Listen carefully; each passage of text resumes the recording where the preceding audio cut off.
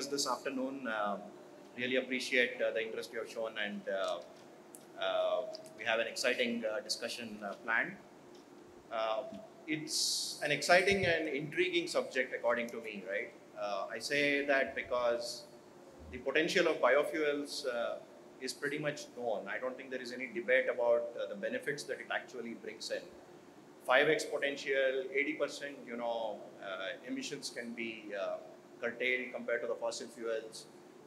If you look at the jobs it creates, it's actually right next to solar and far away from capex intensive industries. If you look at the overall share it can actually go to in the energy mix from the less than 1%, it can actually scale up to the 5% levels in the broader energy mix. So that pretty much paints the market potential that exists within biofuels. Also, what is known as collaboration is the key for pretty much tapping into the potential that is available. But I do believe it is not still amply clear where and how and the specific interventions needed in collaboration to actually make this unlock. And it's our fortune that we pretty much have the industry stalwarts here to unpack for us their perspectives and move the thinking forward for the broader good of the world. Right? So, welcome everyone. It's, as I said, a privilege and honor to be on the dais with all of you and move the thinking here. Today we have with us Dr. Jennifer Holmgren, CEO of LanzaTech, and she's also on many boards related to the greener fuels.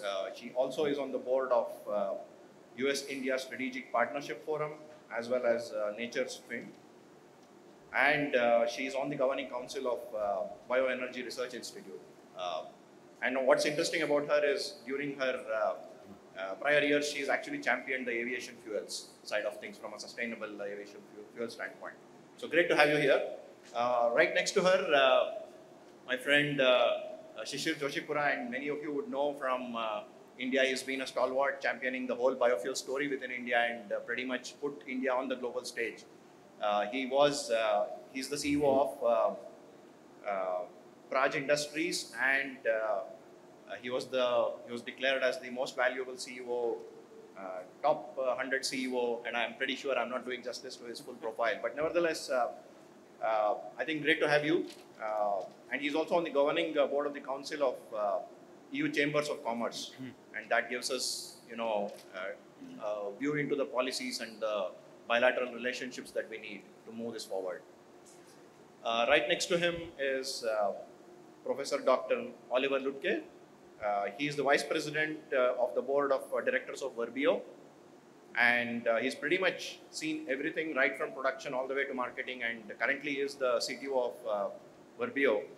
And he is also headed specific segments, including the bioethanol and the biomethane of Verbio.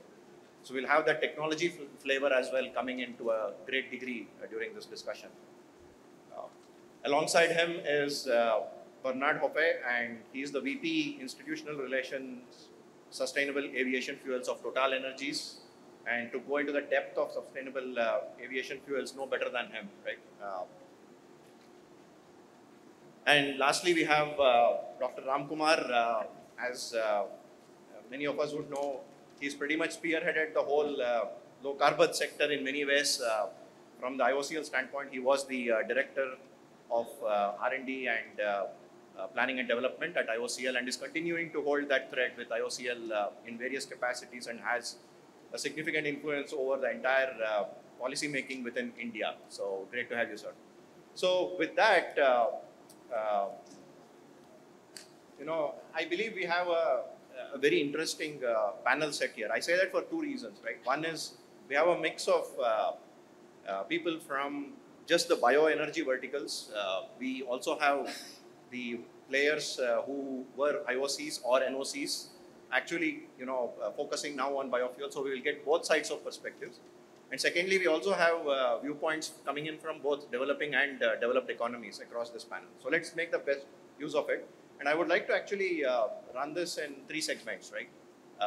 First segment around just the perspective on broader biofuels. The second one is where the sharp collaboration interventions that can come in. And then the third is just where do we go from here? So with that question to each of you, and maybe we can take turns, starting with you, Dr. Jennifer. From each of your standpoints, how do you see biofuels has actually contributed thus far to the whole energy quadrilemma, right? And especially in the Indian context, also it becomes important to look at it from all the angles: security, access, availability, and the sustainability angles. And what's your aspiration and outlook for biofuels going forward, and what challenges are you seeing from your perspective? And I would like to, request each of you to just take turns and move it forward. Let me see if you can hear me. I'll move this. First of all, what is the contribution of biofuels? I think we need to develop an economy where we keep carbon in the ground as much as we possibly can.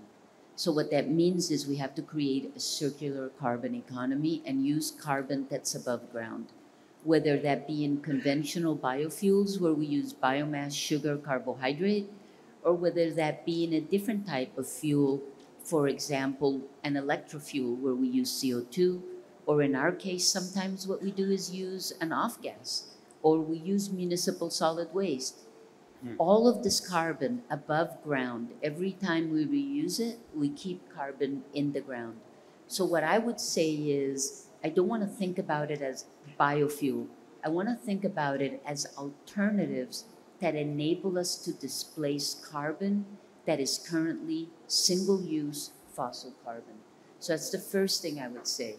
The second thing I would say, and I think this is also extremely important, in a developing nation or a developed nation, it's all about how much money goes out of the country and how you create supply chains inside the country. That's also the beauty of using carbon that's already above ground. We all have plenty and we all have different resources. And then the final thing is, let's not forget that biofuels also have their origin in biomass. And biomass is extremely important because you create rural jobs. It's such a significant part of all of our economies. Rural opportunities are super important. So we need to elevate the rural economy. And if we use distributed production, which is what biofuels ends up being, you're creating manufacturing jobs as well in those rural communities. So it's about jobs, it's about deployment, it's about alternatives and not being fixated on one economy that's based on fossil coming out of the ground. Hello. Thank you, Dr. Jennifer. So the way I look at it is like this. If you are a country and you are looking at the landscape and what nature has gifted you, biofuels actually provide you with an alternative to use what you have and what nature has given you. There are many countries, India included, which have got abundance of sun and land and a farming community. And technology now enables you to actually address one of the serious concerns that any government may have is around energy security. And I think that's the key contribution of biofuels, in my opinion, even as they have several benefits. And I say this because it ticks several boxes. So that's the one dimension that you get to use what nature has gifted you. You don't have to worry about what you haven't got, but actually put to good use what you have. The second major issue, and I haven't met yet a government official, whether developed or developing country, which doesn't want to work with farming community. All of them want to do, all of us want to make sure that our farmer community is happy.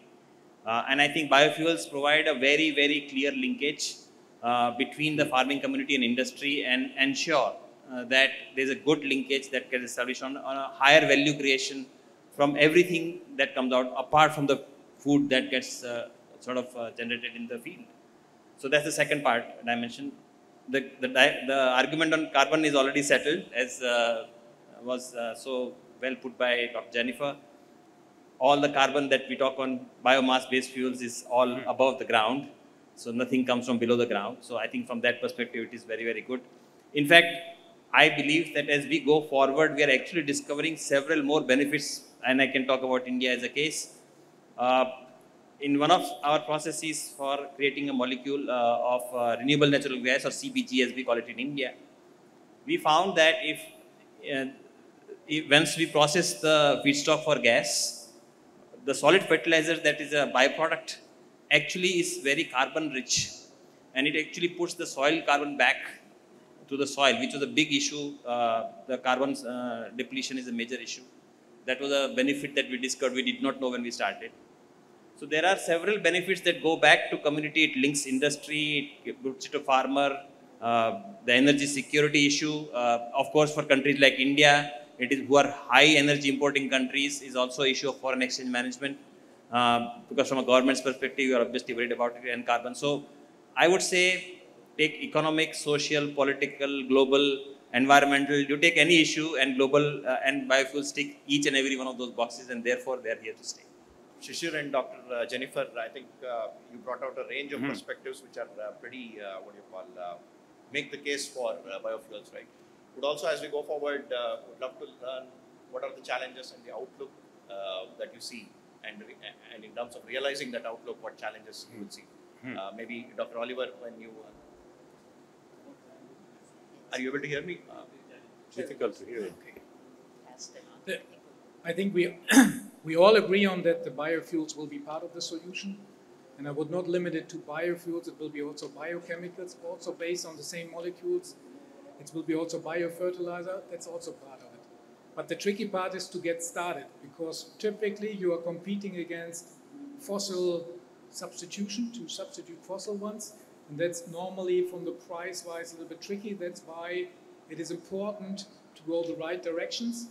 And the challenges is, for example, if you look at India, where this is developing, it's good to use the knowledge, or that you see how other countries have done it, and that you don't fall under the same traps that they have fallen, and that you can directly start from the level they have developed. Now, this will be the legislation framework which you need to develop. This will be trading aspects which you need to talk about to really develop attractive business models, to really get into this, that the people are investing and that these industry will be developing. So that will be the key challenging, to find these legal frameworks and to find the setups to get these businesses started. So good afternoon.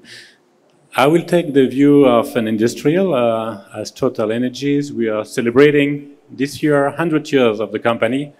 We were bought in the Middle East in 1924 as an oil company, and then we became a refiner, and then we invested in LNG, and we are very present in India in LNG. And now we're moving to renewables, and we're investing 1/3 of our capex, around $4 billion per year in renewable energy, mainly wind and solar, but also biofuels. And I can tell you, in 100 years, the evolution of a company is reflecting the transformation of the society as a whole, because you cannot imagine, even in the last 5 years, how we moved from an oil and gas to a renewable company. And now, today, biofuel and mainly sustainable aviation fuel is a hot topic in the company. We're very serious about this. We are very ambitious on that. And we will come back to partnership, because we need all kind of partnership. I used to say that we were used to live in a very easy, simple world, linear world, that we would be the producer of oil, we would be the refiners, and we will have products, and then we will sell to our customers. Like for aviation, we would drill, then we will refine and have kerosene, and then have airlines as customers. Today is completely different. You see that everybody's getting involved in the production of we had very old technologies, and we are coming to very new technologies, and a lot of actors, we have to be involved in new feedstocks. So it's a new world, a fantastic world, and very motivating. And I think we need, as we want to decarbonize those transport, we can decarbonize light vehicles with electricity or biofuels. We can decarbonize heavy duty with hydrogen or biofuels. When we will have to decarbonize aviation, and there we need a liquid. And when you need a liquid, probably SAF will be the solution for the coming 10 to 20 years. Yeah, so good afternoon, and I thank organizers for having me here on this panel. For me, biofuels, especially in the Indian context, conjures up 5 domains. I mean, it is needless to say, and it's an understatement in this conference and for this audience, what is the importance of biofuels in each of our net zero journey. Each one of us as an industrial entity or a national entity, each one of us are having our own targets for net zero. And in net zero, one of the key strategic intervention is biofuels. It's an understatement. Even at the cost of understating it, I want to reiterate that. And what are those 5 domains that conjures up when you say biofuels in India? Bioethanol, biodiesel, now compressed biogas, sustainable aviation fluids, and biochemicals emanating from each of these 4 domains. These are the 5 domains that I understand what biofuel means. And in each of these domains, India has done relatively well to varying degree of success. For example, ethanol, Honorable Prime Minister on inaugural day himself, he said that Indian ethanol story is a great success story. For a vast country like us, achieving on pan-India basis 10% blending is a great success. And buoyed by that success, we are now adventurous enough to advance the target to develop this target by 2025, which we originally construed for 2030. So, lot of scope there. And compressed biogas, there is a mission mode campaign by Government of India under the name called Satat. There is a mixed degree of success and mixed degree of challenges. I think I would also like to narrate some of the challenges in the CBG sector. And the unfolding domain is sustainable aviation fluids. This is having this is the flavor of the season and flavor of this conference as well. Every second participant on the sidelines, if there are some meetings going on, one of the key discussion point is SAF.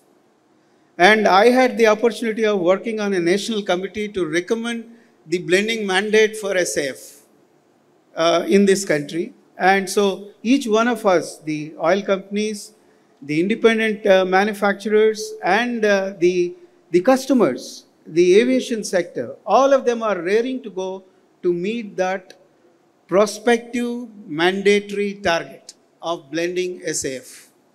In their own way, there are so many pathways floating around. Some of them are very well established. Some of them are certified by ASTM. Some of them are in advanced stage of ASTM certification.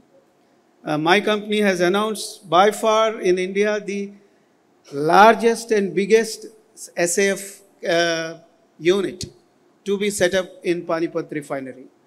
And platform chemicals is the less explored, which need to be explored. And the name of this session, collaboration, I think the collaboration is required in all these 5 domains to a lesser extent or to a greater extent, but bio-platform chemicals emanating out of these 4 domains, I think it requires a greater degree of collaboration, both nationally and globally also. I think I'll stop here initially. Wonderful. There's a lot to unpack there. The breadth of perspectives that have come out, right from the linear to non-linear, as you called it, to the supply chain aspect that you mentioned, Dr. Jennifer, and the various angles that Dr. Ramakumar you brought on, the variability that exists in CBG, and also leveraging all the biomasses and so on. See, the question now will be, how can collaboration help, right, to take this forward?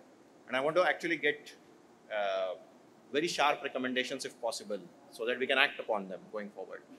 And to begin with, Bernard, if I may pose the sustainable aviation specific question to you. And I know in Europe, you are actually like transforming by the day, right? And you have actually put in various measures to move sustainable aviation fuels. So what are the challenges that you are seeing on that front? There is a lot of interest naturally. we need to like create that inflection point now. What are the limitations that you are seeing, and what are the cross learnings that we all can pick up in whatever is working and what is not working? Yes. So on SAF, what we're doing is, first, as an industrial, we are doing the things we know the best. And so we are transforming our own refineries. As I said, we have refineries from the 1960s, 70s. We are transferring the second one in a biorefinery. And so that's the first thing we are doing, because it's not the case in India, but in Europe, we have a declining market of fossil fuel for transportation, and we have an increasing demand in biofuel. So we have already we are in the process of transforming the second one in a SAF biorefinery, the first one in a road transportation biorefinery, HVO and a HEFA process. So we are doing that on the more robust and existing process we know. We also do co-processing of biofeedstock in the other refineries, which means that we are processing in the existing facilities biofeedstocks like used cooking oil or fats. And that's the first step we do. Robust technology integrated in our own sites, and to have initial volumes to do that. You mentioned as one of the example of cooperation, one of the key things is to secure the feedstock. And the last thing we want to have as an industrial is take a decision to build a new plant, to have an empty plant. So the decision we took as a model, but it's difficult to duplicate it 10 times, in our Paris biorefinery, SAF biorefinery, is to integrate with feedstock. One of the leaders of the companies of collecting and preparing feedstock, used cooking oil and fats in Europe, and Saria, and we make a joint venture with them. We take 50% in their plant, and they take 50% in our plant. They don't know anything about refining, and we don't know anything about processing and collecting this feedstock. And at the end, we make this perfect match to at least secure 70 to 80% of the feedstock, and then we are sure we will succeed. So this is one kind of partnership we can have. One is feedstock, other ones are technologies, or we are doing other things, but for technologies, I'll let the other one speak about. That's a very interesting and specific example that you brought out. Dr. Ramakumar, you earlier mentioned, in the Indian context, we are also seeing CBGs actually getting interest, but also there is variability that we are seeing. How do we use collaboration, and in what avenues we can push forward to have that uptick so that we can build the next 150, 200 so that the scale comes into a picture? See, as far as CBG is concerned, see, the main collaborating point is that still, are we really using the right kind of inoculum to ensure the yields which will really make the whole venture profitable? So instead of embarking upon your own invention of the wheel or reinvention of the wheel, it's better that let there be a national consortium, at least on the national point. Let there be a national consortium. I don't know which body or which nodal ministry or a nodal body. They can validate the existing technologies on technology plane, and let they maintain the repository of these validated technologies. And any prospective entrepreneur who would like to set up a plant, because 5,000 plants need to be set up.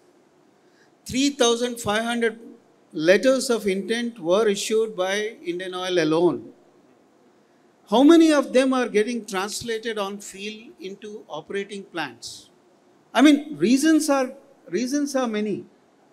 Maybe availability of consistent quality and quantity of the feed, aggregation of the feed, poor yields, out of technology, out of poor technologies are suboptimal technologies, maybe another one. Maybe the plant design itself, have we attained optimization in the plant design? So these are some of the ponderables based on which this national consortium can go through. When I say technology, it's not only the inoculum, it's the entire plant design, the aggregation model, and the yields, how the FOM can be enriched, because not all FOMs would be ready for getting them deployed as manure. So they need some post-processing in certain cases. So are we ready with those technologies? If they are available, if there are proven technologies available, instead of indulging in reinvention of the wheel, let this national consortium provide those available technologies for the prospective entrepreneurs to adopt, and right from day one, start the optimal production of CBG. Very nice. I see, Dr. Oliver, you have something to add on. Yeah. I just want to refer a little bit to what he said. Basically, to give you a little bit of impression who Verbio is, where I'm the managing director. We are developing technologies, German-based, and we are producing globally biofuels. We have one technology which we developed, which is producing CBG from straw. We are the first mover here in India. We invested here our own money and built a big plant in Punjab. That's what we did. Right now, we are still struggling with one part of the equation, which is the market.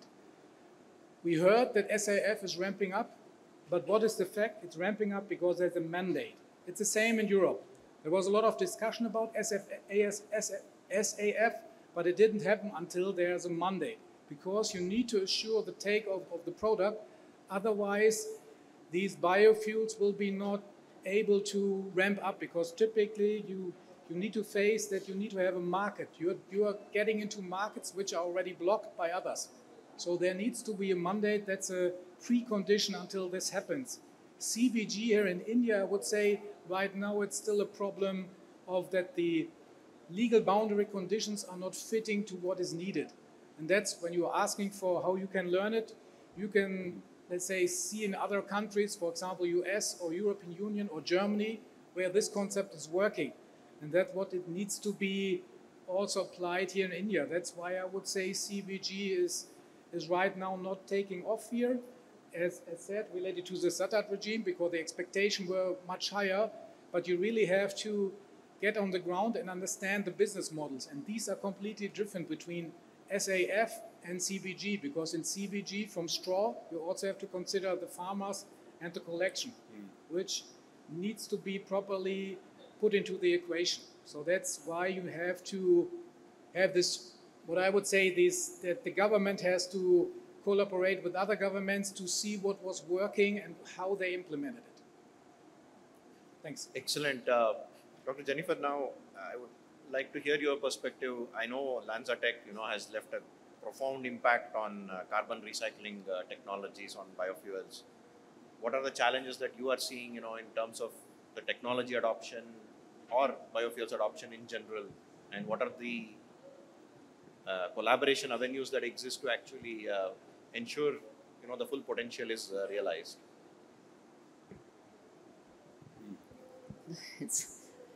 Let me tackle that in two steps. Let's talk about collaboration, because I think if you're doing something new, you absolutely have to have collaboration across sectors that you're not used to collaborating with.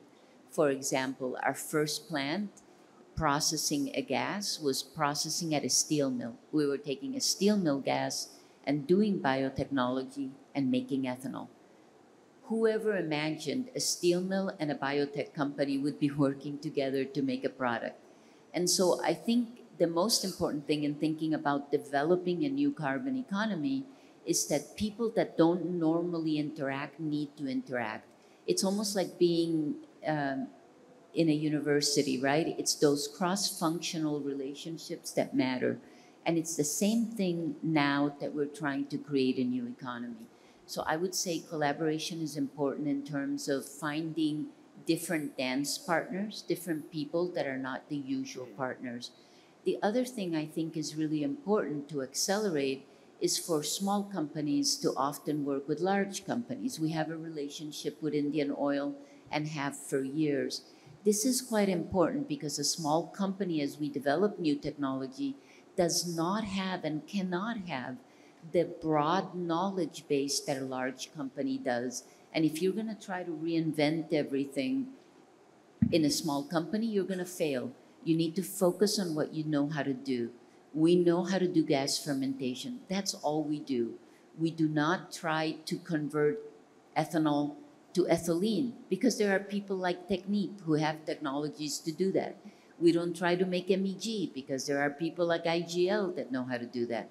So it's very important to focus on what you know how to do and find good partners who can take you to the next level by bringing their knowledge. I think that's the second thing that's important. And then I would say the third challenge that we face is really, we're not going fast enough. You know, I heard somebody this morning talk about getting to net zero by 2050 keeps us under 1.5. Let's be serious. The ship has sailed, right? 1.5, we'll be at 1.5 by the middle of this decade. So we need to be much, much more aggressive. We have to stop thinking that we're moving fast enough because we're not. We're not moving fast enough at all. And so what that means is we need to figure out how to put more steel in the ground. But the price of steel isn't getting any cheaper, right? And I think we need to figure out how to get to the exponential deployment part of the curve as quickly as possible. And what that means is also collaboration. It means that everything everybody in this room is doing matters, and we need to scale everything. We cannot bet on one horse. We have to bet on every horse, and we have to get them as fast into the scale point, right, where they're being deployed, and then they'll fail. The ones that aren't going to make it will fail, but you don't know they're going to fail until you get to commercial scale. And so you really have to move everything that you can to that scale. It's okay to fail, but you have to fail fast and you have to move quickly. Wonderful. Very interesting and nuanced perspectives that you brought in there. Shishir, just want to get your perspectives as well from a technology and adoption standpoint. In a developing economy, you know, you have had several successes here and you are trying to scale up. How do we take the journey forward here? How can, what are the dimensions of collaboration that should come in? So, I think one important point that Oliver made was biofuels, by and large, are trying to already overcome somebody's already there present. So it's a substitute product. Right? And that creates a very different dynamic. So we need an ecosystem which is extremely supported on different dimensions for it to start, because we are talking about a change at large. It doesn't matter which part of the world we are in. And we have seen that when the elements of this ecosystem start to align, Dr. Ramakumar mentioned about the India's ethanol program, and we have seen the success when the elements aligned in terms of the policy dimension that was required, the technology that was required, the industry players, the supply chains, and the end users. All five, in the manner of speaking, were aligned, and then we've seen a very rapid adoption. I think as we move forward, a lot more has to happen from what I would call as industry, and so there are 3 or 4 levels. Government to government collaboration is very important to spread the use of biofuels globally. I think GPA is a very, very good attempt in the direction which will bring about government to government collaboration and understanding. The next obviously needs to be between government and industry. And I think that's where the whole dialogue between the industry and the government, the technology players, the producers, different experiences worldwide, and how do we go about creating a policy environment that actually is fitted to that economy, because there are different factors in each economy that impact, and how do we align those. If we look at the third dimension, which is, and I say this, between the industry and the farms, or within the farming community, agriculture, which is very, very different today. And I think that needs to also happen, because both sides have to understand that there is no such thing as saying I get all the benefits. I think understanding of shared benefits, how do we create co-create the value between the agriculture community and the industrial community is of a very, very high order in my opinion. And last but not the least is the industry to industry collaboration.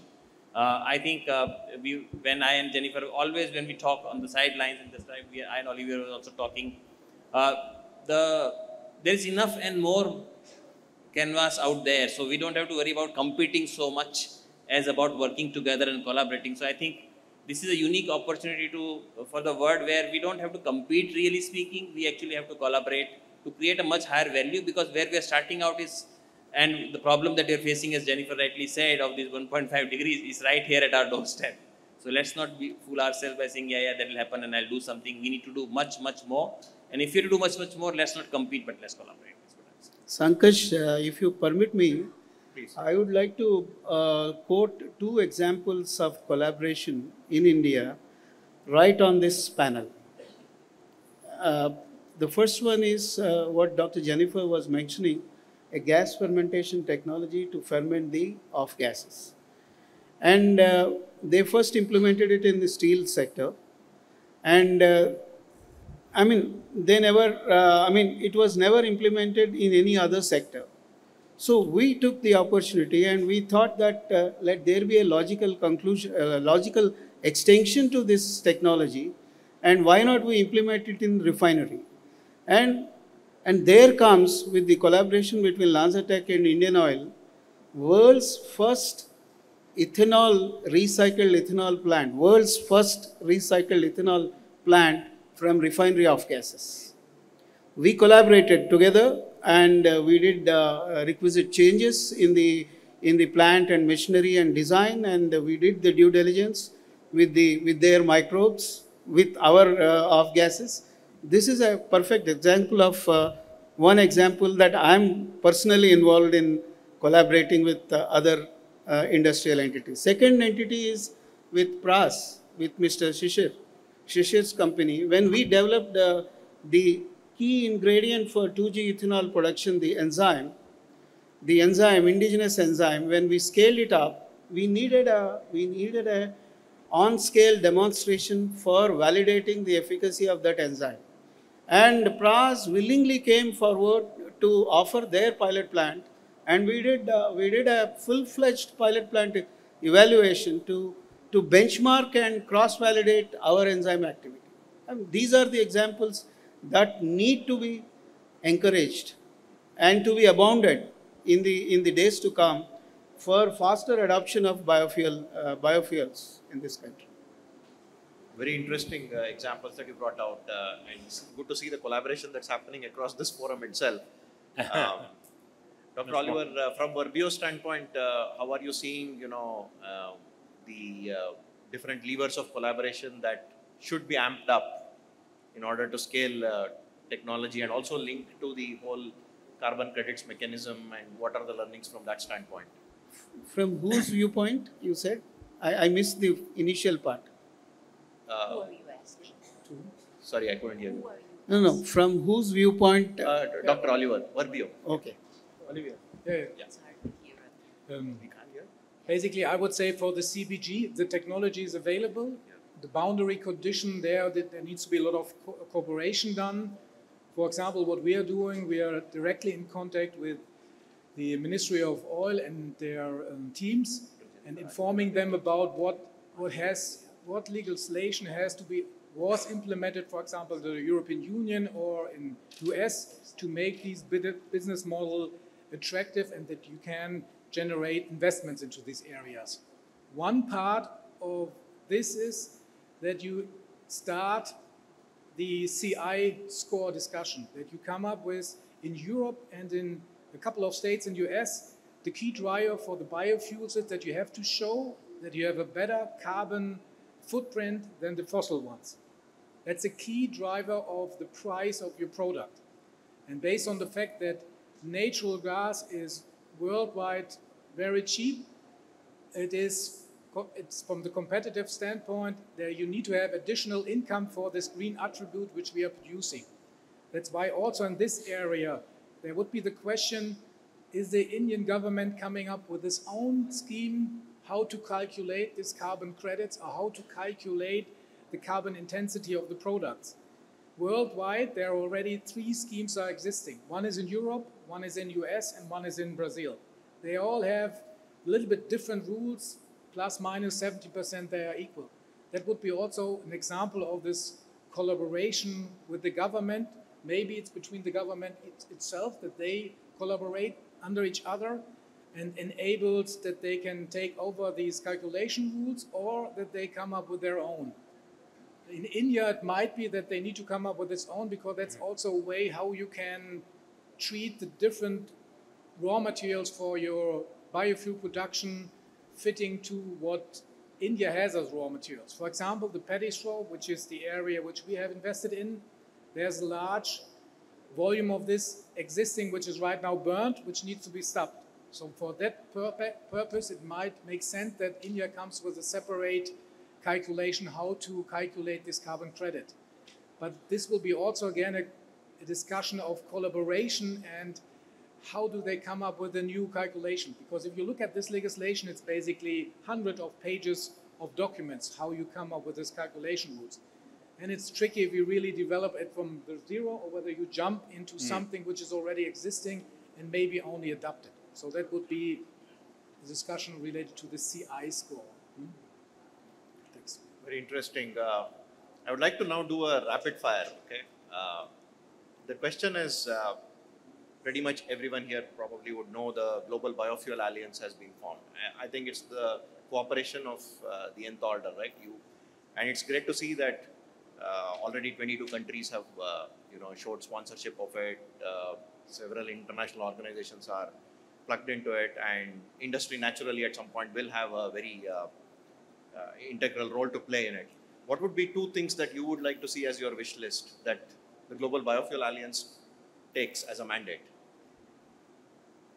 Maybe I'll just start with, or maybe I'll just, Dr. Ramakumar, I will start with you and then go in the reverse order. I would, my wish list coming from an R&D background is a little different. So my wish list is that Global Biofuel Alliance should promote a good technology plane collaboration. And the GBA is, in my opinion, is the best platform to bring in all the key technology players on the global level and exchange the better and good excitements in this domain freely, not getting shackled in IPs and IP restrictions. At least biofuel proliferation is a global subject. It's not a national subject or a one particular industrial subject. It's for the good of the planet Earth. So I think there should be a free flow of ideas, free flow of technology collaborations, free give and take of technology platforms. And I think Global Biofuel Alliance platform should act as the global nodal precipitating point for that. This is my sole wish list. Yes. Bernard, next to you. Yeah. Yes, so that's, I think it's a good start. If we have that, it would be a nice start. From a market point of view, I think it could help to harmonize the regulations, because I think at the end we would need to have a global and unique definition of what is biofuel, what is and for global markets like SAF, we need to have one definition and harmonize mandates. We see that without, as you mentioned, we are working on those products for decades. We have announced and we have first flights 20 years ago or 10 years ago, working with airlines, working with Airbus or other guys. But at the end, for volumes and industrialize the prospect, we need to have mandates and to have. So if I had one wish, you would have to have harmonized rules one day, kind of worldwide, as we are bringing now in Europe. It helps a lot from theory to practice and from small volumes to real change in the market. Could I just... Dr. Oliver, may I request you Also, now? from my side, I would add to these points, which are all correct, that I think the Global Biofuel Alliance should also come up with best practice, how you can implement these biofuel policies and how you can implement to speed it up. Because it's basically, like we already said, there needs to be getting speed on the ground to really get these things implemented soon, sooner or later. So that would be also part of the Global Biofuel Alliance, what I see there, that they come up with this best practice and that they communicate it between the members which are joining. From my side, I want to see a day when GPA actually enables accelerated, best possible adoption of biofuels across the world. So we shouldn't worry about a few countries producing and exporting. Wherever it is possible, it should be possible to locally produce that fuel in whichever biofuel form we want to produce and adopt it for usage in that economy. I think that creates immense benefit. That's number one. Number two is we clearly want to see, what I would personally want to see is that the entire global south, which is almost cut off from this development, actually this becomes a development driver for that part of the world so that we reduce the inequality that exists today. This is more about including those who are not included into the whole economy, and given the fact that GPA is state head sponsored, it should be possible, because if that cannot happen, then there is no hope for us. So therefore they should do that. I would say everything they said, but in addition, we have to stop labeling things. And I'll give you an example. If you are looking at legislation, it actually cares whether it's a biogenic CO2 or a fossil CO2. And you get a different credit if you convert a biogenic CO2 than a fossil CO2. The atmosphere doesn't care. CO2 is CO2 and it's a planet killer. And so the problem we have is that we've gotten ourselves into this mode of what is a biofuel? If I use biology to convert a fossil carbon that was going to be a waste, is that a biofuel or not? And so what we need is to stop worrying about definitions and to focus on outcomes. So I want the Biofuel Alliance to stop being the Biofuel Alliance. I want it to become a new fuel alliance. We shouldn't label something an electrofuel versus something else a biofuel. The impact is the same. We are reusing carbon, we're using carbon above the ground.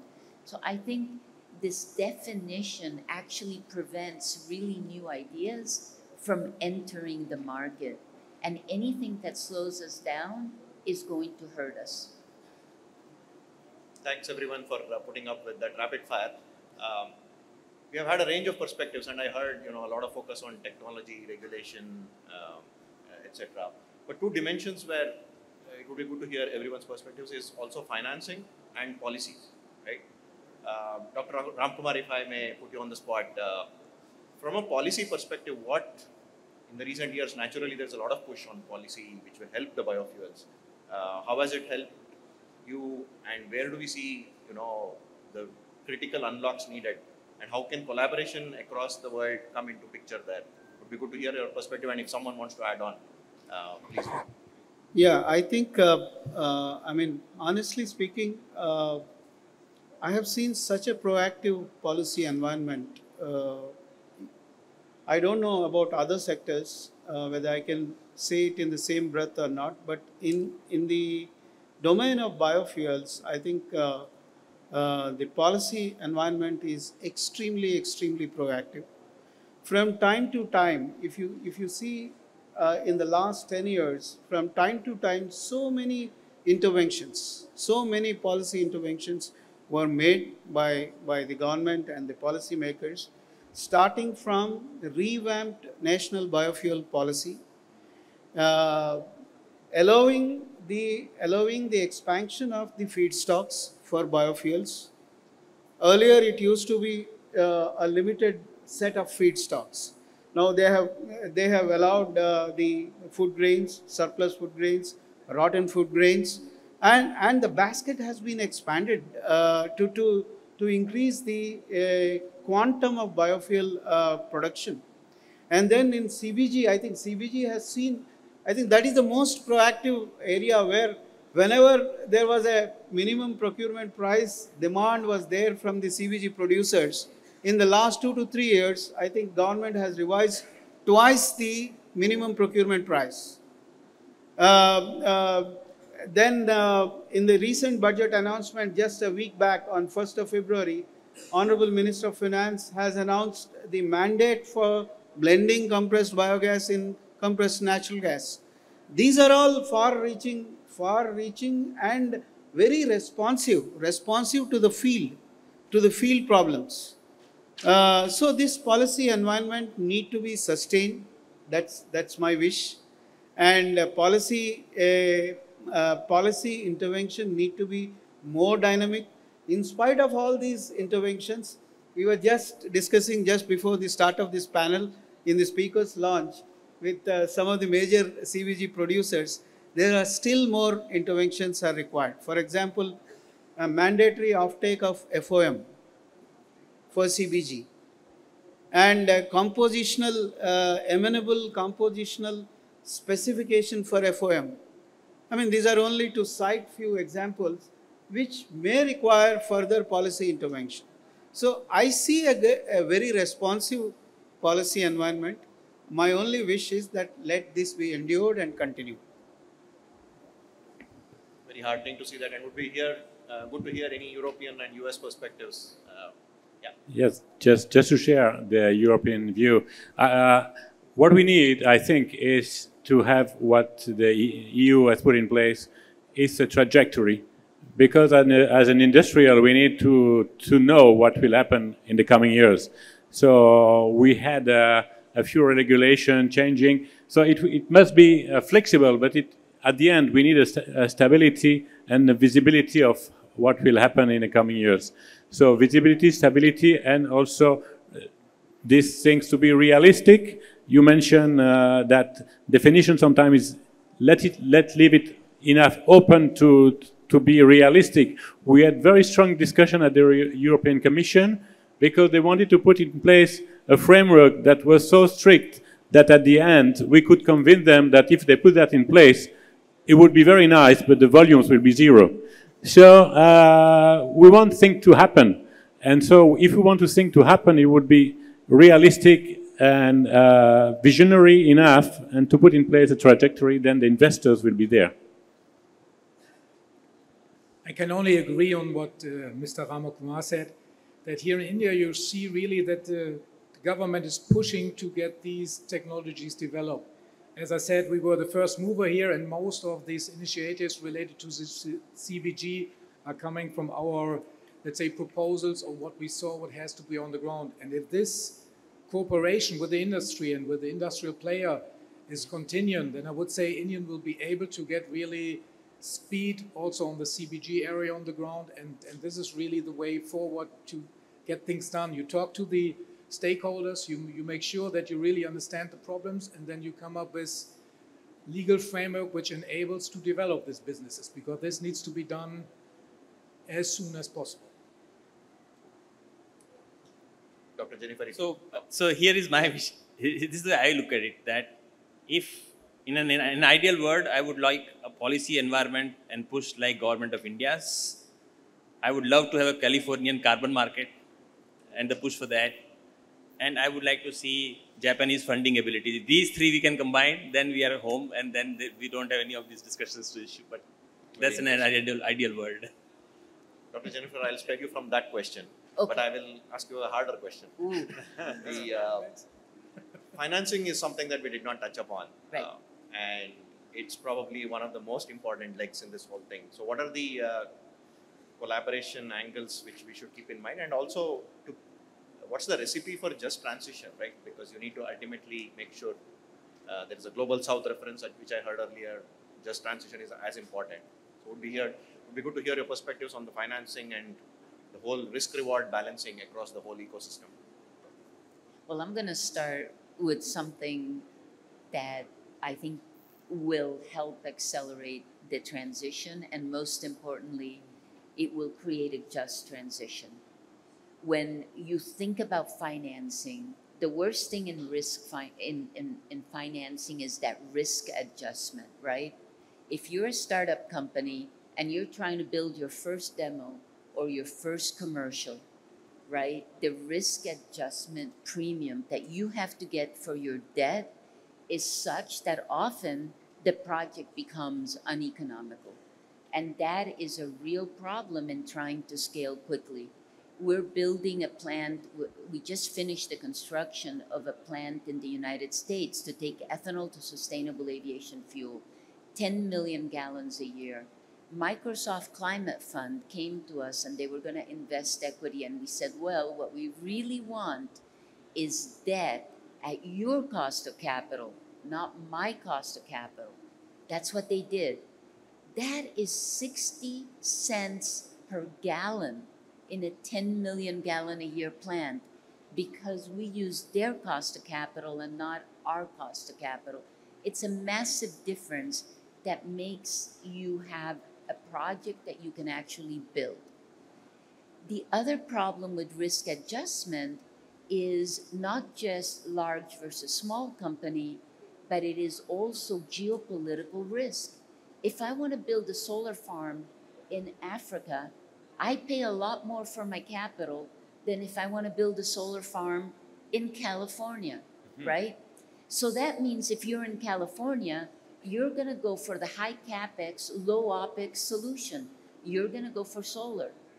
If you're in Africa, you're going to go for the low capex, high opex solution.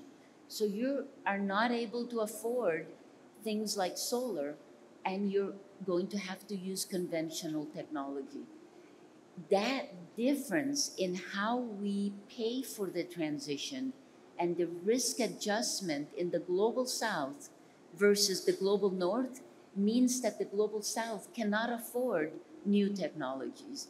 And so if you want to talk about a just transition, you need to be able to make it fair across the entire world to build the things that we're pushing for. And so I really think we need to reevaluate how we finance. Private-public partnerships will help. Governments can make a big difference. But governments cannot move quickly because governments can't take risks easily. They try and they help, but it's not enough. So I would say we need to rethink how we finance everything that has to do with the transition, and we need to be much fairer to startup companies and to the global south. Thank you, Dr. Jennifer, for bringing in that perspective. I see the time is getting red. Yeah. So just to summarize, I think it's been a very enriching session for me. I think we stepped through a broad set of perspectives here, right from how the world has changed from linear to non-linear to the broader types of collaboration that can come in, right from don't scale fast or fail fast, that with that recipe, as well as taking on specific recommendations like have 50-50 partnership from feedstock to technology angle, or form a consortium from the API side of things, to assuring the mandates so that there is improved liquidity, to more government to government action and industry to industry bilateral relationships, plus very specific recommendations for advancing the Global Biofuel Alliance that India has championed, and there is so much sponsorship coming in and partnership that's in play here. Thank you everyone for being on this panel and bringing in those rich perspectives. Hopefully everyone found that quite engaging, and thank you again to each of you for having coming to this post lunch. Yeah. Thank you so much.